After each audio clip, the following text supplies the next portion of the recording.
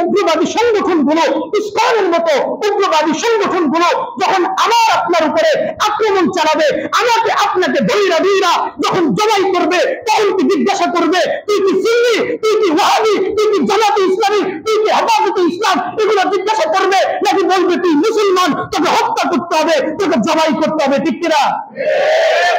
তাহলে আমাদের মধ্যে এত ভাগ কেন, আমাদের মধ্যে এত দল কেন? আজকে আমরা যদি কানের সাথে কাঁধ মিলাইয়া যদি এই বাতিলের মোকাবেলা করতে পারতাম, এই উগ্রবাদীদের মোকাবেলা করতে পারতাম, তাহলে আজকে আমার ভাই সাইফুল ইসলাম আরিফকে এইভাবে জবাই করে হত্যা করা হইতো না। ঠিক কিনা? আজকে আমরা আমাদের নিজস্ব কোলাহল নিয়ে ব্যস্ত, আজকে আমরা নিজস্ব রাজনৈতিক উদ্দেশ্য নিয়ে ব্যস্ত।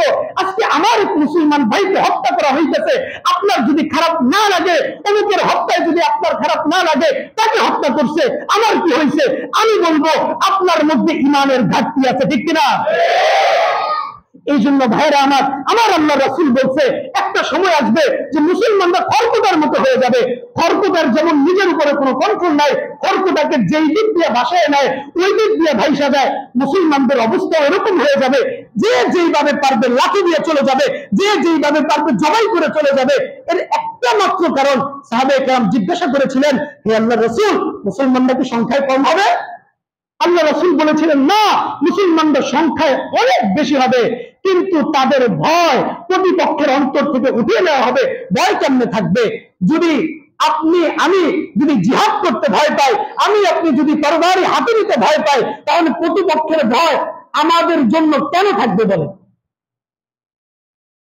আজকে খড়কুটার মতো যে যেভাবে যে দিক দিয়ে খেলা দিতেছে, আমরা ওই দিক দিয়েই কি ভাইসা যাইতেছি।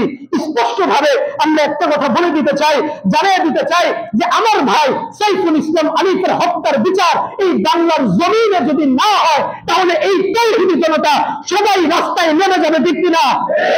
এবং এই সাইফুল ইসলাম আরিফের বিচার যদি বাংলাদেশের মধ্যে ঠিকঠাক মতো না হয়, এই যুব সমাজ যে কি করতে পারে সেটা মানুষ 4 মাস আগে টের পাইছে। সেই যুব সমাজ যদি আরো একবার রাস্তায় নামা লাগে, এই সরকারের পতন যদি ঘটানো লাগে, সেটাও করবে ইনশাআল্লাহ।